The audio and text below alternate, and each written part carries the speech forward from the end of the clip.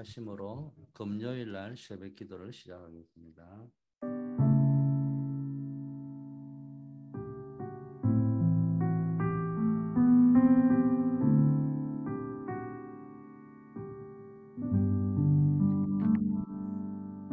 아버지 하나님, 광야와 같은 인생 여정, 아버지 하나님의 언약을 붙잡고 하나님이 함께 하시는 언약의 여정을 오늘도 걸어가게 하옵소서. 예수 그리스도 이름으로 기도드립니다. 아멘. 예, 반갑습니다. 오늘 읽어드린 말씀 디모데후서 3장 14절, 17절 말씀입니다. 14절 말씀 제가 읽어드리겠습니다. 그러나 너는 배우고 확신한 일에 거하라. 너는 내가 누구에게서 배운 것을 알며. 예, 먼저 강단입니다. 수요 강단이 광야 40년이 주는 교훈 이렇게 되어 있습니다. 이 이스라엘 역사에 있던 광야 40년이 주는 교훈을 우리가 알아가지고 그것을 가지고 나도 24시 축복을 누려야 된다. 이런 말씀입니다. 광야는 세 가지의 교훈이 있습니다. 첫째, 237의 그릇을 준비하는 현장이다. 세계복음화 할 수 있는 그릇 준비하는 현장이죠. 아시다시피 모세는 미디안 광야 생활을 통해서 창세기를 기록할 정도로 언약의 뿌리를 내리고 그릇이 준비되었고요. 출애굽 후에 40년의 광야 길 속에서 뭡니까? 이스라엘 백성이 가나안 땅에 입성할 수 있는 모든 준비들을 다 했습니다. 광야는 두 번째는 참된 치유의 현장이다. 애굽에서 400년 종살이 했던 이 각인들을 바꾸고요. 그것이 상처로 뿌리를 내려 있음에도 불구하고 상처가 아닌 적극적 사고방식이다. 성공적 마인드다. 신념이 강하다. 이런 식으로 포장될 수 있는 그 상처의 뿌리를 치료하고요. 그게 이제 근성입니다. 어떤 사람은 근성이 있다, 근성이 없다, 뭐 이런 이야기할 적에 좋은 의미도 있고 나쁜 의미도 있지만 나쁜 의미로 쓰여진다면 이게 상처에 뿌리를 두고 있는 거라 이런 거죠. 세 번째 뭔가 체질. 그것이 이제 종합회가 불신앙이 되어져 있는 이 체질이 치유되는 현장이 광야 40년에 주는 교훈이다. 세 번째, 광야 40년이 주는 교훈은 237 세계복음화를 위하여 서밋의 현장이다. 서밋의 이유는 멸망의 이유를 알아야 되고 사단이 준 멸망의 이유 12가지를 알아야 되고 오직 복음의 이유, 출애굽기 3장 18절의 언약, 피언약을 붙잡아야 되는 이유를 알아야 되는 겁니다. 이유 있는 언약을 붙잡는 시간이죠. 서밋은 이유 있는 언약을 붙잡지 이유도 없이 그냥 종교 생활하듯이 대충 예수 믿는 게 아니고 오직 예수여야 되는 이유를 안다는 겁니다. 두 번째는 내용이 있는 언약을 붙잡아야 된다. 그게 이제 언약계 성막, 세절기 이런 단순한 응답을 넘어서 내용 있는 언약을 붙잡았다. 세 번째는요, 절대 언약을 붙잡았다. 절대 언약이 뭡니까? 완전히 흑암을 깨부술 수 있는 언약을 붙잡은 겁니다. 세계 복음화의 미래를 보는 언약을 붙잡았다는 겁니다. 여러분들도 이런 하루가 되기를 축복합니다. 오늘은 세 가지 책임과 영적 전달. 음, 현장에서 우리가 치유받아야 될 부분이요. 바울이 어, 시대를 보고요. 바울이 본 시대의 시간표를 디모데에게 이야기한 것이 오늘 본문이거든요. 그래서 바울이 디모데에게 전달한 것처럼 우리도 정확한 언약을 전달하는 것이 우리의 책임입니다. 영적인 전달을 하는 것이 우리의 책임입니다. 우리에게 세 가지 책임이 있다. 이런 의미에서 아마 제목을 붙인 것 같습니다.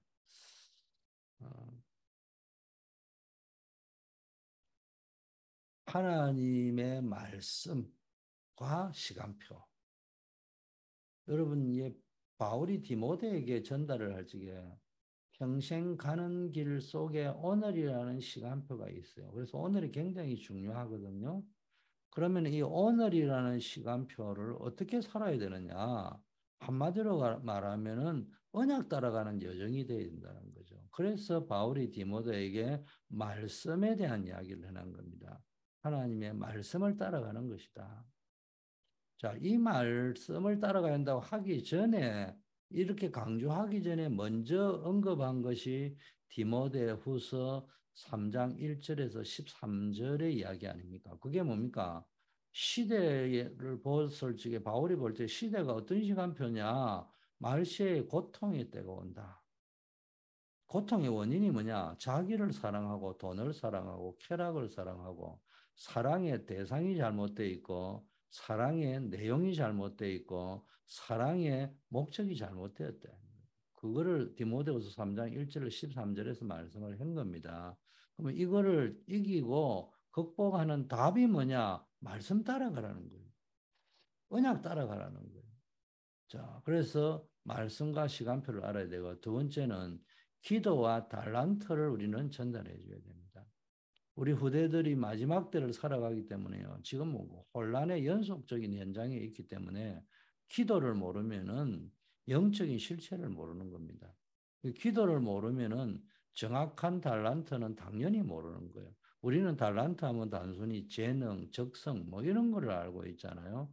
그건 세상이 말하는 달란트고 성경이 말하는 달란트는 뭡니까? 많은 사람들은 이 달란트를 오해하고 있단 말이에요. 기도를 모르면은 세상적으로 말하는 거예요. 내가 좋아하는 거, 내가 잘할 수 있는 거, 뭐 이런 소리를 하지만은 전부 내가 좋아하는 거, 누가 하라는 거, 그거 가지고 경쟁하는 거 말고는 할 수가 없잖아요. 기도를 모르면 사실상 하나님을 모르는 거거든요. 여러분이 영접하고 하나님의 자녀가 됐는데 기도를 모르면 사실상 하나님을 잘 모르는 거예요. 뭐 이런 말이 있잖아요. 자식이지만 부모를 잘 모르는 자식이 있고 부모를 잘 아는 자식이 있다. 그런 말이에요. 하나님의 자녀지만 하나님을 잘 모르는 자녀가 있고 하나님의 자녀인데 이 때문에 하나님을 잘 아는 사람이 있다 이 말이에요. 기도를 모르면 사실상 하나님의 자녀임에도 하나님을 잘 모르는 상태다. 그러니까 자기가 아는 것 밖에는 말할 수가 없죠. 자기 수준으로 살아야 한다는 거예요. 그래서 우리는 세 가지 책임과 영적 전달을 하기 전에 먼저 생각해야 될 부분이 뭐냐? 우리의 수준, 우리의 뭡니까? 기준, 우리의 표준. 이거를 우리가 좀 생각을 해봐야 됩니다.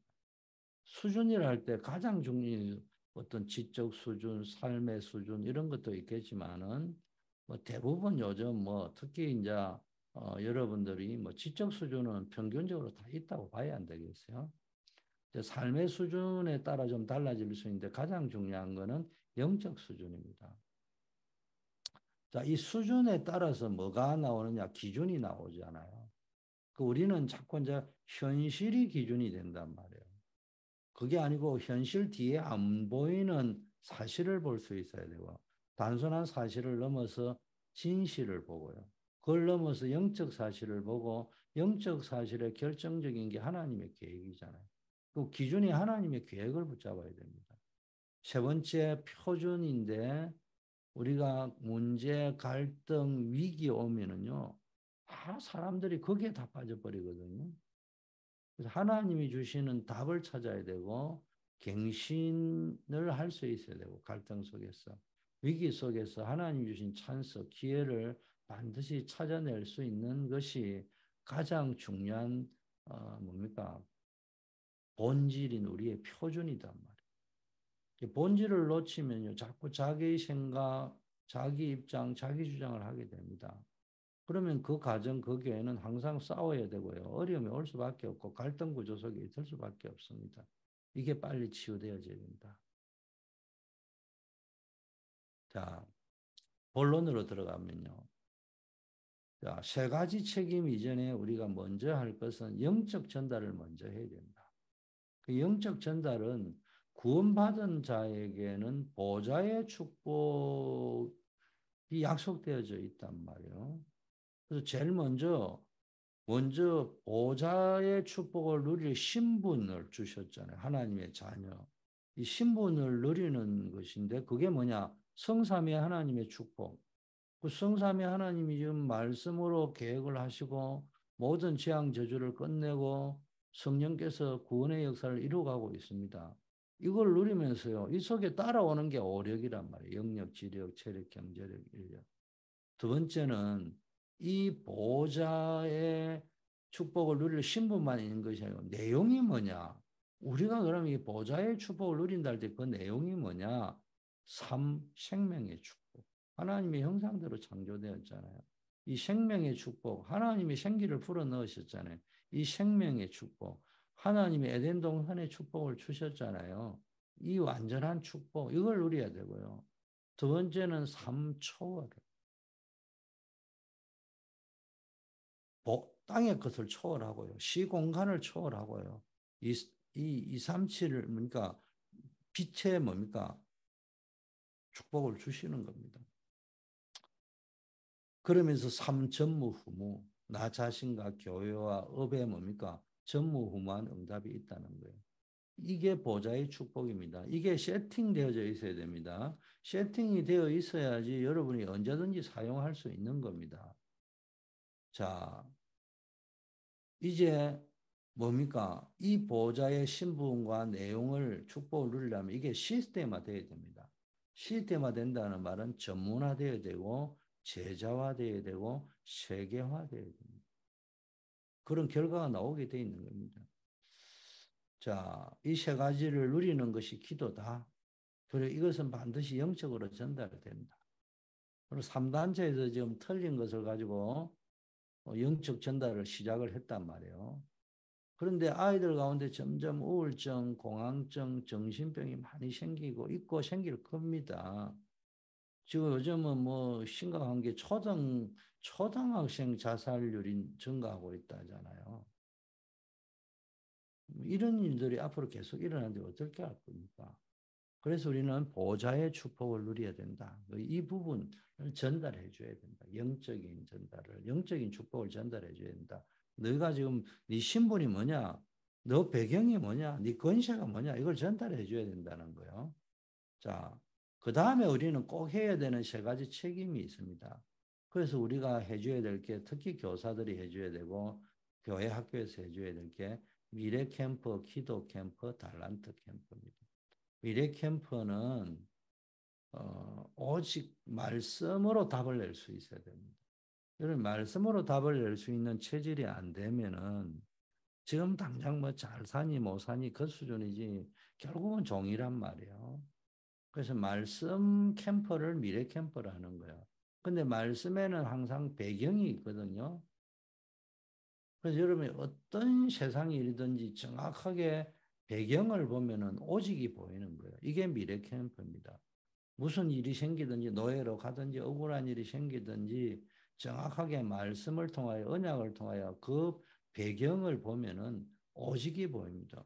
요셉이요 정확하게 배경을 보들지기 이게 지금 하나님이 하시는 일구나 이게 딱 보였습니다. 그러면 내가 답이 딱 나오죠. 오직 하나님만이 해결할 수 있다. 그게 뭡니까? 임마누엘 누리는 것이다. 이게 미래 캠프라는 거예요. 기도 캠프, 기도에는요, 무조건 응답을 받는 것이 아니고, 응답을 받았다, 안 받았다, 이거와 셈의 근원을 얻었다, 이건 차원이 다른 거잖아요. 내가 우물을 하나 얻었다, 안 얻었다 하고요. 우물의 근원을 얻었다, 이거 다른 차원이거든요. 그걸 넘어서 이 로봇의 우물을 봤다. 보엘시아바의 우물을 찾았다. 이게는 완전히 다른 차원이잖아요. 우리는 지금 뭐 우물 하나 팠다, 안 받았다, 응답 받았다, 안 받았다, 이게 아니라는 거예요. 응답의 큰 흐름이 있습니다. 그래서 로호봇, 보엘시아바로 가야 되듯이 그 속에서 뭡니까? 기도에는 반드시 응답의 흐름이 있다. 무조건 응답받는 게 아니고. 여러분, 이거이 보이면은 뭐가 보이냐? 유일성이 보이는 거예요. 아무도 막을 수가 없어요. 유일성의 응답은. 이게 기도 캠프입니다. 유일성의 응답은 생명 없는 사람은 모른다 이 말이에요. 자, 세 번째. 그러다 보니까 치유가 일어나는 겁니다. 기도 캠프를 통해서 치유의 역사가 일어나는 거예요. 여러분, 이게 상담을 통해 치유를 한다는데요. 필요합니다. 그러나 기도를 통한 치유 아니고는 안 돼요. 이 말은 기도와 상담이 다르다. 이 말을 이야기하는 것이 아니고요. 기도가 되든 상담이 되든 독서가 되든 뭐 미술 치유가 되든 음악 치유가 되든 그 음악을 가지고 미술을 가지고 상담을 가지고 기도라는 방법을 가지고 치유가 되는 게 아니고 기도 캠프에서 치유가 된다는 말은 내가 찾은 치유가 된다. 내 자신이 지속적으로 치유될 수 있는 근본 시스템을 가져야 된다는 거예요. 그래서 기도 캠프를 해줘야 된다는 겁니다. 달란트 캠프라는 거는 모든 상황 속에서 내가 해야 될 것이 보이는 것이 달란트의 시작이다. 어, 이게 세상이 말하는 달란트의 정의하고 다른 겁니다. 굉장히 기억해야 될 메시지인데 모든 상황 속에서 여러분이 가정이다, 교회다, 직장이다, 현장에 가면은 많은 다양한 환경들과 조건들, 상황들이 있고 일들이 터집니다. 이때 단순히 강 건너 불구경 할까요? 그 속에서 내가 뭘 해야 될 것이냐. 이게 보이는 것이 달란트의 시작이라는 겁니다.